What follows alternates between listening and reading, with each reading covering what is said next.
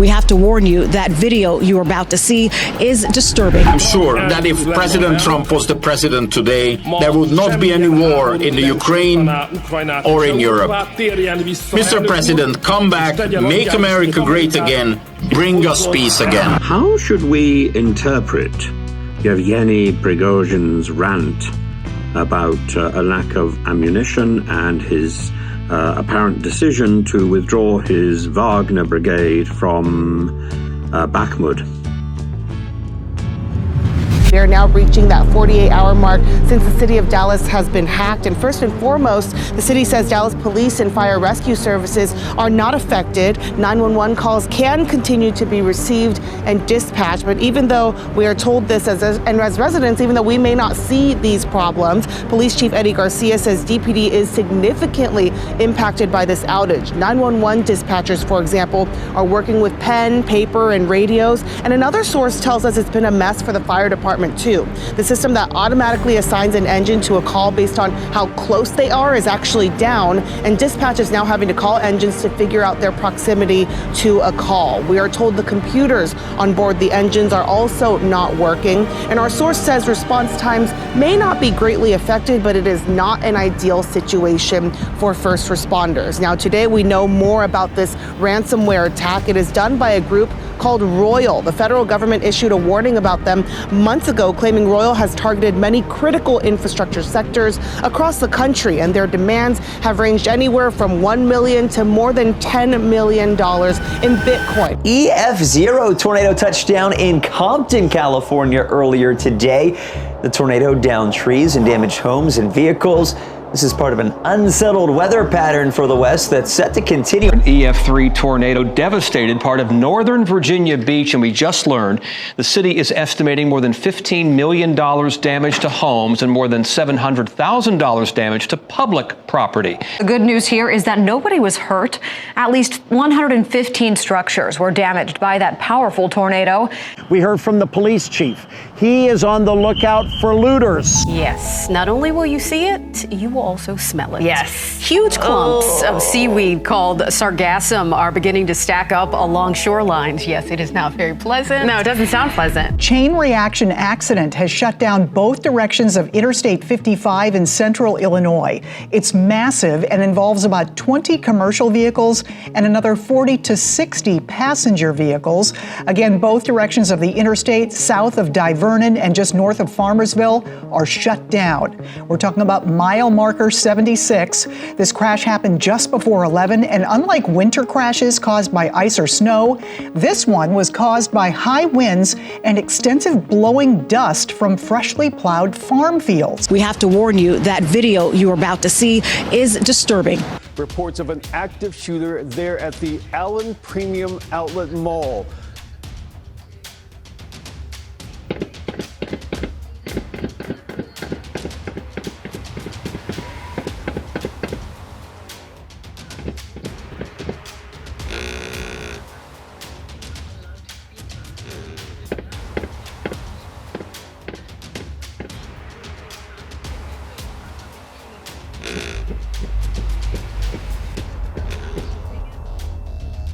The electric vehicle caught fire inside a warehouse near 3rd Street and Buckeye. The fire was bumped up to a first alarm because of the size of the facility. This was also treated as a hazmat situation due to the technology involved. Firefighters had to put the EV car in a dumpster, then fill it with sand and water to bring down the temperatures. It's a process that can take up to 3 weeks.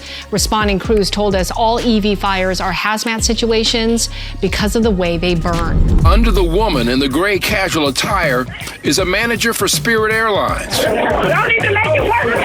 who couldn't have had any expectation that her customer service duties would include an airport gate brawl. That announcement to shocked onlookers makes the episode that much more bizarre. Oh my God!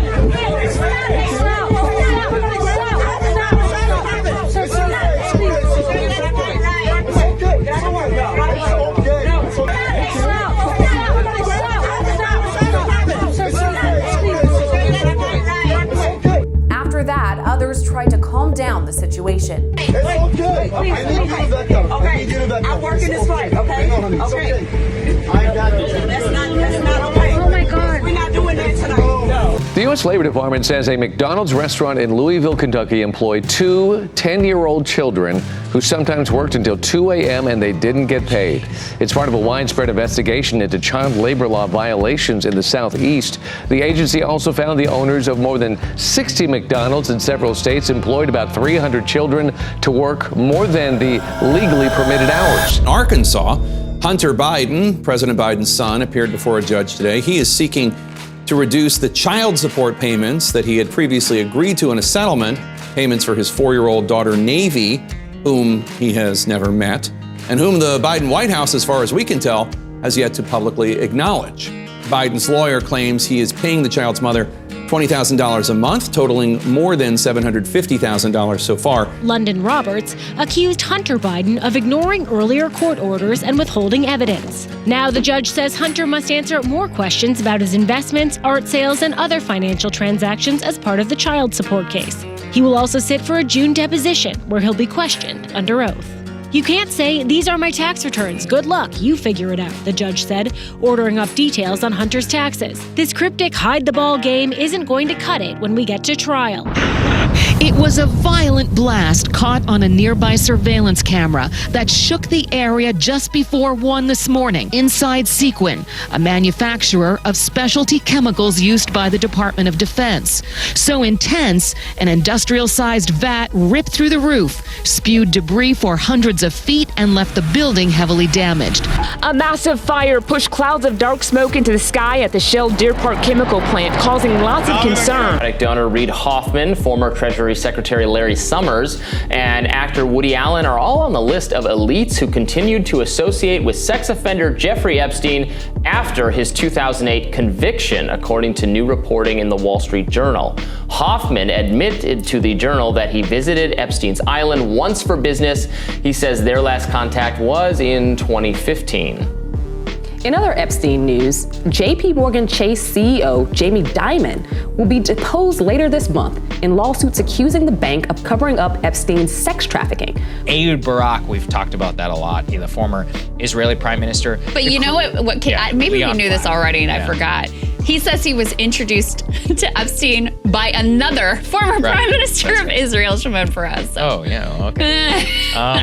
You also had on the list Leon Black, who was one of the richest men on all of Wall Street, with a founder of Apollo Global Management, scheduled, quote, more than 100 meetings with Epstein from 2013 to 2017. Don't forget, that one blew my mind. Well, it's already come out their tax records that Leon Black paid Epstein over $100 million, quote, for tax advice. In one day, September 8th, 2014, Jeffrey Epstein was scheduled to meet with Bill Gates, Thomas Pritzker, Leon Black, and Mortimer Zuckerman, 4 of the richest men in the entire country. That's just one day, September 8th, 2014, well after he had already been convicted as a sex offender. Literally, in the 10 a.m. hour, he was meeting with Pritzker and Gates. At the 11:30 a.m. hour, he was meeting with Black. 2 p.m., Mortimer Zuckerman. 3 p.m., the top lawyer at Goldman and the former White House counsel,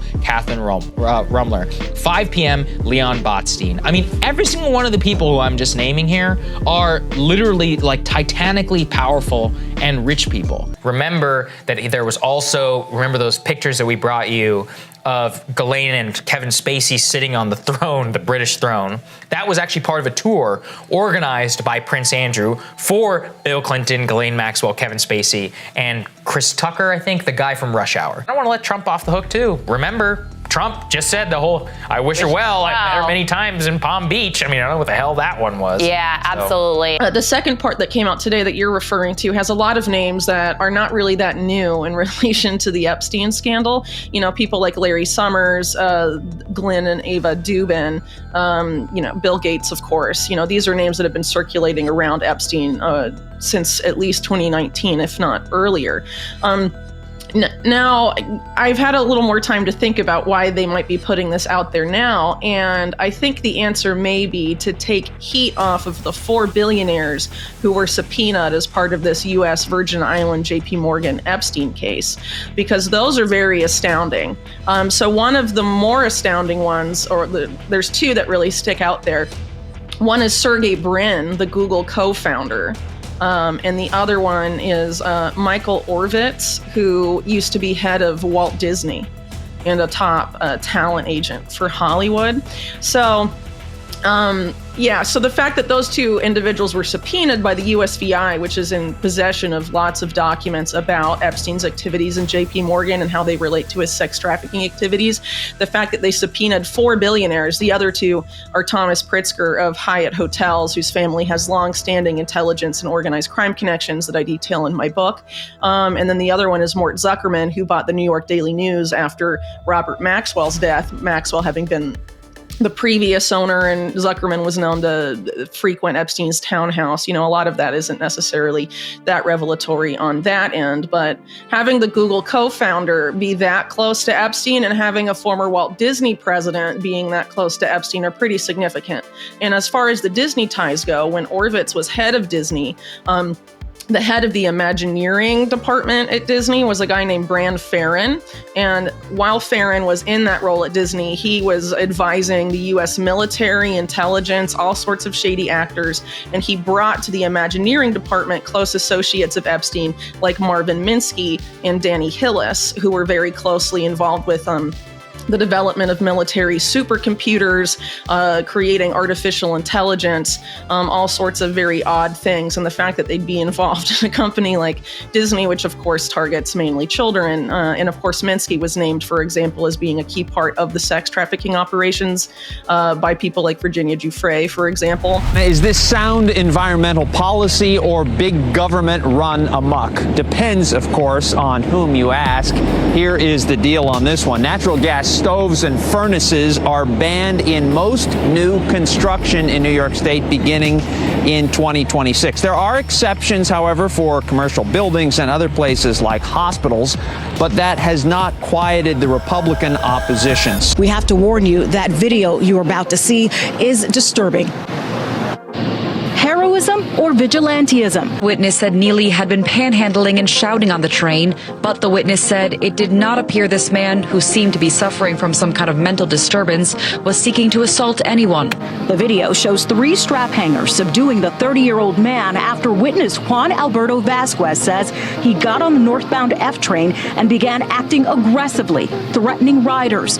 Law enforcement sources with knowledge of the case confirm his account, saying according to a witness, the man began shouting, quote, "I want food. I'm not taking no for an answer. I'm ready to go back to jail." Who sources say put Neely in a chokehold is a decorated veteran Marine sergeant who separated from service 2 years ago. Neely was a subway busker and Michael Jackson impersonator with more than 40 prior arrests and an active warrant out for his arrest from a felony assault. Homeless advocates argue none of that justifies his death. And it's horrible that something had to go to this extent, this tragic loss of life, to underscore that this approach of treating people as dangerous or as a threat just because they're in need has to stop. No one thought that he was in a risky situation because he was defending himself all the time. All the time he moved, he tried to remove his arm, and then when they had it on his side, he kept kicking. So he thought that he's defending himself. The 24-year-old who delivered the chokehold was questioned and released by police. He is not facing any charges at this point. Medical examiner's office now ruling it a homicide. And there is growing outrage that the former Marine who was questioned has not been charged. Northside Medical Facility, there are reports that multiple victims were taken to the Grady Memorial Hospital, which is a level 1 trauma center, and are undergoing surgery. Police say the shooting happened after a man became upset during a trip to the medical facility.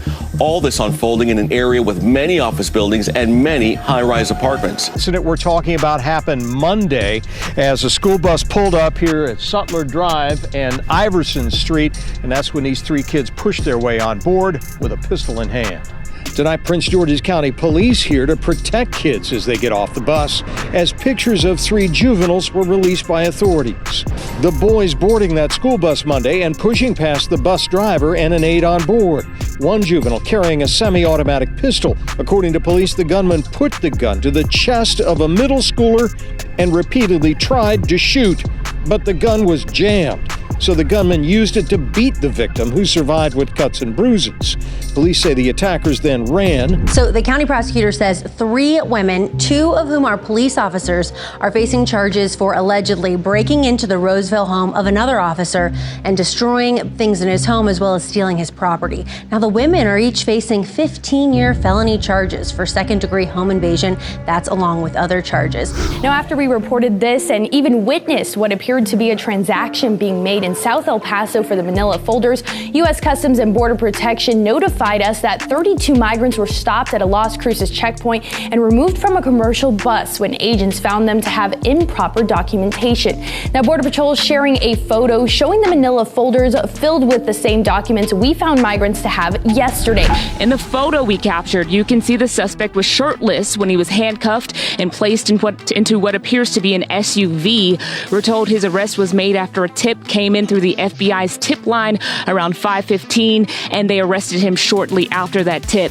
Investigators say Oropesa was caught hiding in a closet underneath some laundry. At this time, they aren't sure how he got to cut and shoot, and they didn't say if he knew the people who owned the home where he was hiding. We do know that this search for Oropesa started after he went to a home and opened fire with an AR-15 rifle, killing 5 people, including a 9-year-old boy Friday night. Investigators say the shooting happened after one of the people in the home asked the suspect, who was their neighbor, to stop firing his gun in the front yard because it was keeping their baby up. Boyfriend is not under arrest for murder. He's just under arrest for assault and for endangerment of a child, because apparently this couple had a very loud brawl throughout the hotel last night. And at this hour, the NYPD is still trying to determine what role he may have played in his girlfriend jumping from the roof of this hotel.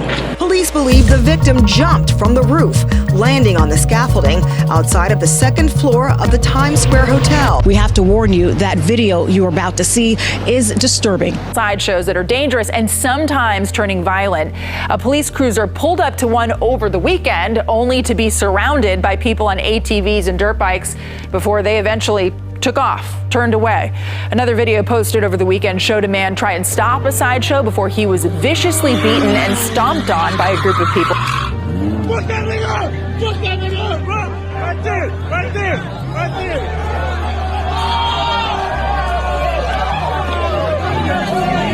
Got knocked the fuck out. Investigators say the victim is out of the hospital after being treated for broken bones. Police are looking for the suspects involved. Mayor Sheng Tao is calling the beating senseless and says her office is working with the sheriff's office to implement sting operations to crack down on illegal sideshows. This morning, authorities dealing with several local sideshows. They happened overnight. One incident in Oakland, as you can see, erupted into a car fire. This happened about 1 a.m. at 10th and Oak Streets. We're told that a parked car somehow caught fire, that one of the participants in that sideshow intentionally rammed into that vehicle a number of times as the crowd cheered on. Police officers arrived, fired flashbangs to disperse that crowd. Some of the spectators hurled bottles at OPD. Firefighters eventually came, extinguished the flames, and that vehicle was finally towed away. This initial sideshow lasted 15 minutes before officers arrived and tried blocking off the crowd. The photographer who recorded this video says there were hundreds of spectators and cars on the scene.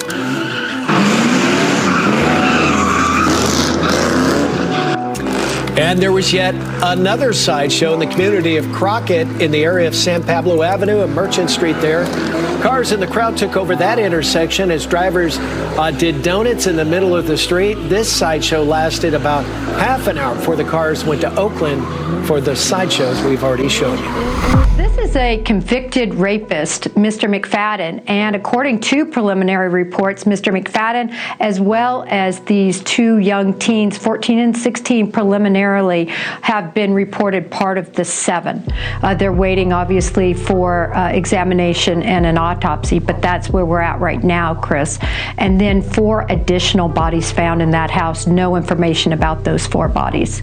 Some 40 miles away, they had 4 other bodies, but they have a different guy for that case, where that was just the typical American mass murder. Oregon Secretary of State Shemia Fagan confirms she took a side job as a paid consultant for the owners of a troubled marijuana dispensary chain. As first reported by Willamette Week, Shemia Fagan started working for the owners of LaMotta in February. Court records indicate the company and associated businesses have racked up millions of dollars in unpaid taxes and been sued repeatedly for not paying their bills. At the same time, the owners have made big donations to top Democrats, including Fagan. And my mission as Secretary of State is to build trust between the people of Oregon and their state government. Yet, she didn't publicly disclose the side gig until April, when pushed by a reporter. I apologize for stopping this. Yeah. I think we need to break for just a second because I just got a push alert. And I apologize for doing this in the middle of the interview, but I feel like we're going to need to capture some reaction. Shemia Fagan has resigned. Secretary of State. Oh no. 3 minutes ago. Oh no. Oh no. So if you guys need to capture, to take like a couple minutes to just like kind of get your breath and get your thoughts. Oh no. Oh no. Because I'm guessing that you're going to need to have a reaction to that as part of this. Wow, you just got my reaction, so. Yeah.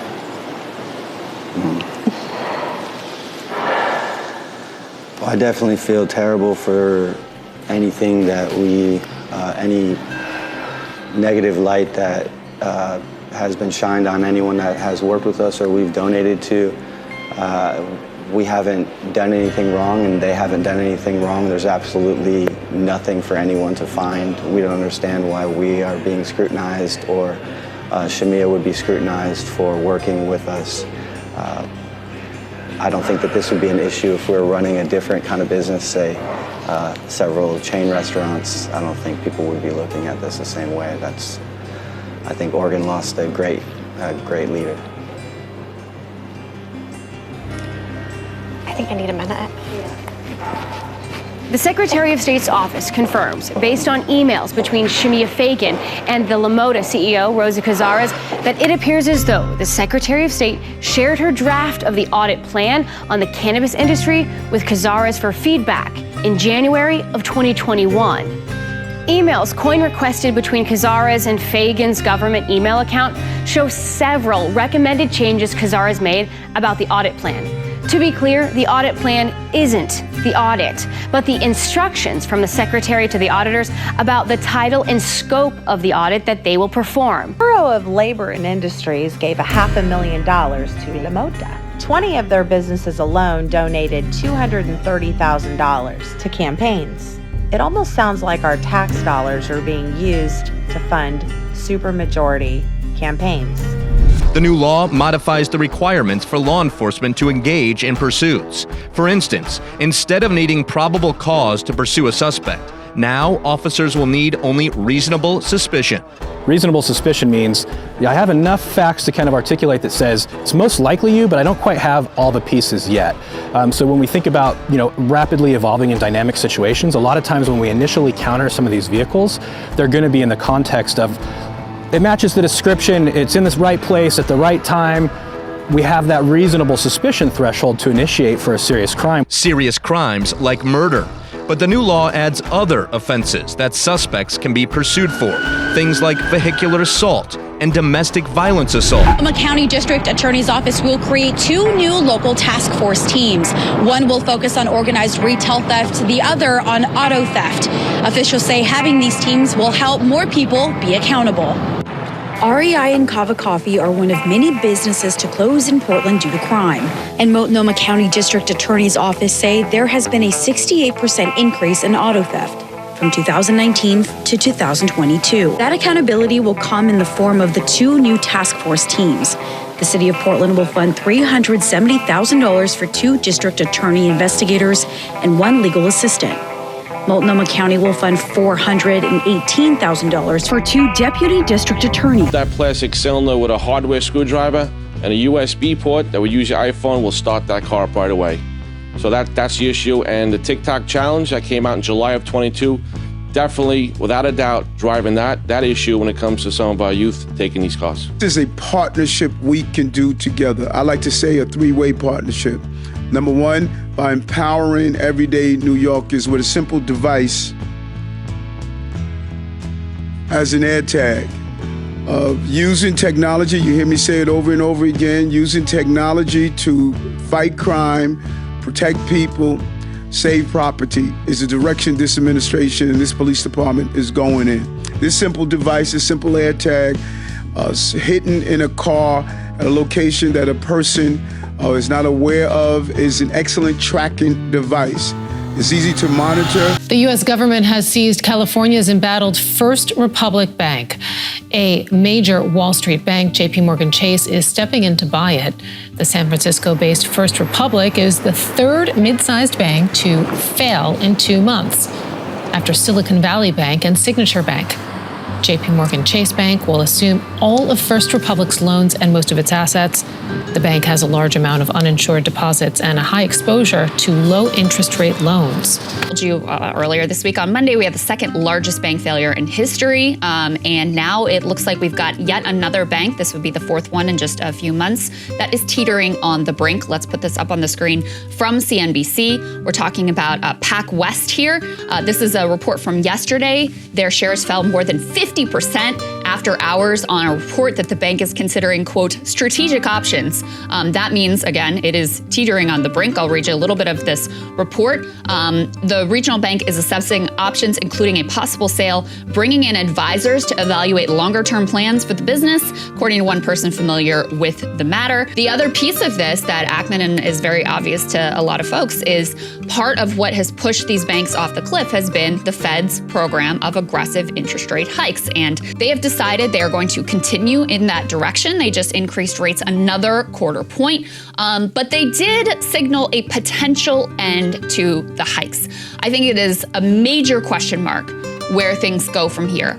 The average monthly mortgage payment for a typical U.S. home has grown 50% since January 31st, 2022. Currently, as it stands, a home with a 5% down payment and a 30 fixed-year rate is at $2,237. In January of 2022, it was $1,500. The military is tracking another mysterious balloon. Officials say it was detected over Hawaii last week, but did not fly over any sensitive areas. At this point, it's not clear if it's just a weather balloon or even who owns it. 3 U.S. fighter jets were launched to inspect that object on Friday. Officials said it was not transmitting any signals and was not maneuverable and poses no threat to air traffic or national security. CBS News confirms the Biden administration will send 1,500 active duty troops to the southern border.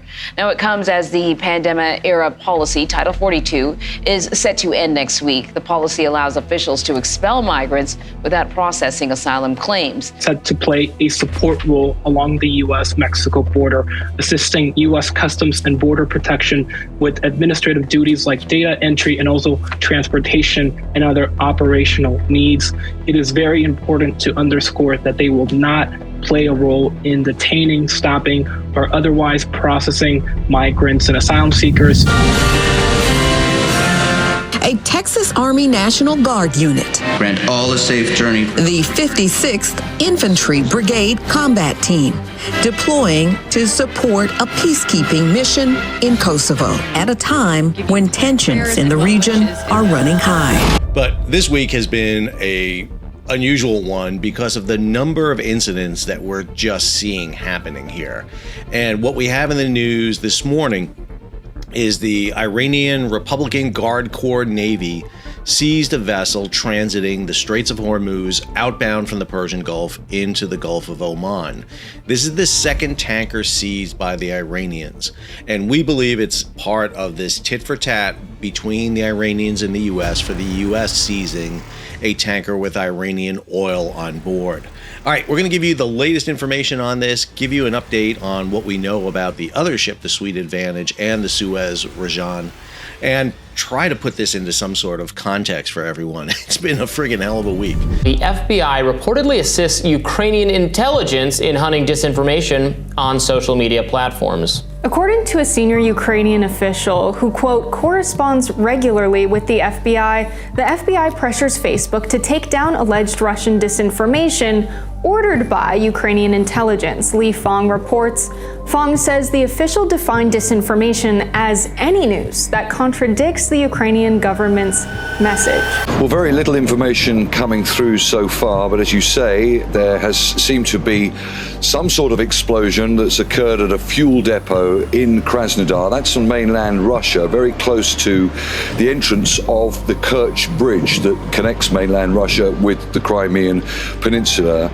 All we've heard from Russian authorities, certainly according to the regional governor, he's saying that this fire is what he describes as being at the highest level of difficulty in trying to extinguish it. But of course it comes in the wake of those attacks we saw a couple of days ago, which certainly the Russians reported as being attacks on a major fuel depot in Sevastopol on mainland Crimea, close to the very important, obviously, port for the Russians' Black Sea Fleet.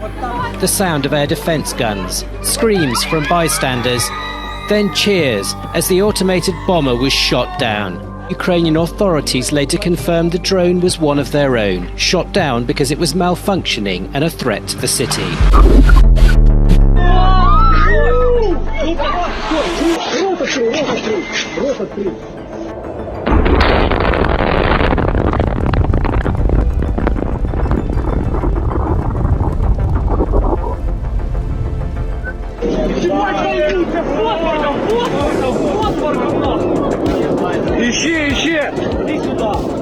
Who's to blame? An exiled former Russian lawmaker linked with militant groups in Russia tells CNN that he does not think it is Ukraine. Instead, it is Russian partisans whom he believes are behind the alleged drone attack over the Kremlin overnight. Video reviewed by CNN seems to show drones flying over the heavily fortified building in Russia's capital, Moscow. Russian officials claim Ukraine was trying to assassinate President Vladimir Putin, though Putin, of course, was not there at the time. And Ukraine strongly denies any involvement. And given the approximately 450-kilometre distance, the comms needed for that would be massive. The drones would require a line of sight or a repeater station to be used for a great distance. The boys would deploy a spoke or a deployed ground station or fly higher and degrade the pretty average image quality even further, like it almost doesn't hit the pole but goes off beside it. So possibly the operator had a command det arrangement on it. The second hits the dome and spreads fire out from there. Now we're going to have a look at this footage as well. Number 3, the target was the Senate building and was struck at approximately 02:30 hours. A couple of things stand out to this. Number 1, the Senate dome is visible during the May Day Victory Day parade. Now, on the Sky News footage here, you can see the stands the parade already set up. So a big glaring reminder of how safe Moscow currently is, completely visible from Red Square. That footage that he discusses here is this footage, the same footage where he discussed these guys climbing up, and we see these parades. Watch a grey set disc up speed here. in from the left, and then an explosion right above the Kremlin. One of 2 drone attacks on Tuesday night, the Kremlin says. Here, a different view of an image for the history books. So,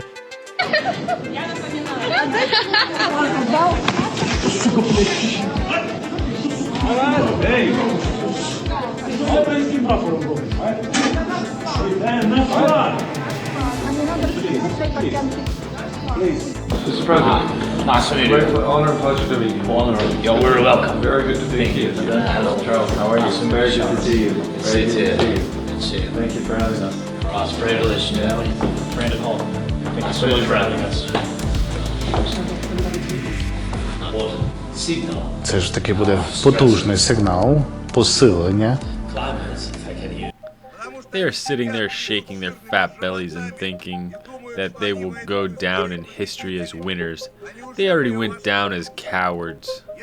I'm officially informing the defense minister, chief of the general staff, Mr. does whatever he's told.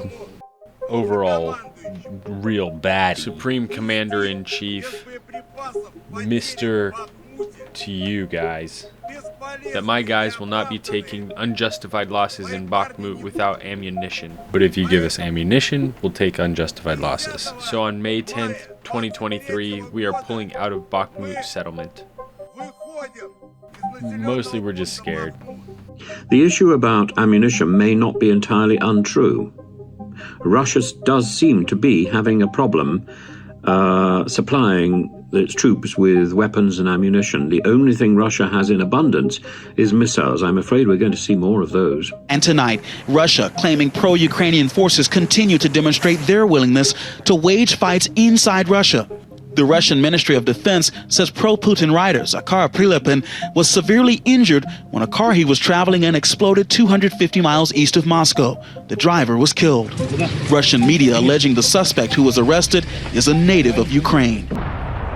Now to the war in Ukraine and possible proof tonight of the value of American military aid. Ukraine claiming that for the first time, it shot down a Russian hypersonic missile, one of the most advanced the Kremlin has in its arsenal, with an American-supplied Patriot battery.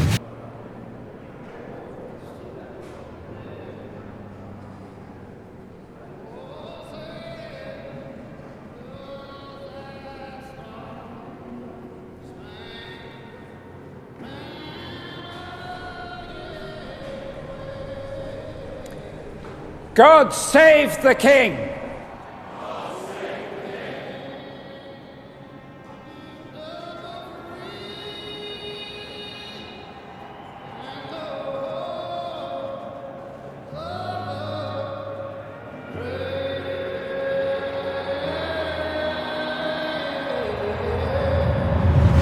Well, today, the State Department said it helped evacuate nearly 1,000 Americans from Sudan.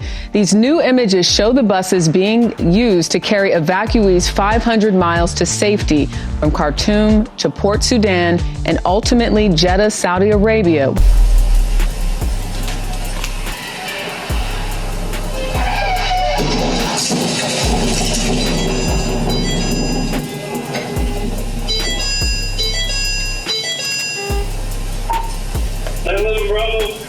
Serving rescue, serving units accident, right here at County Parkway, South Central Brownie. My cruiser was in it, driver was in it. We're trying to check on injuries. The window's in there. Oh my God. She fell. Yeah, she fell. Yeah, and they can't get out because they heard like the wheels of that. Oh my God, man. Yeah. Lifesaver right there, man. Jeez. Yeah, like they say, perfect timing. At the right place at the right time. There is good news when it comes to saving the Great Salt Lake. Water is now flowing over an emergency berm put in place to fight off ecological collapse.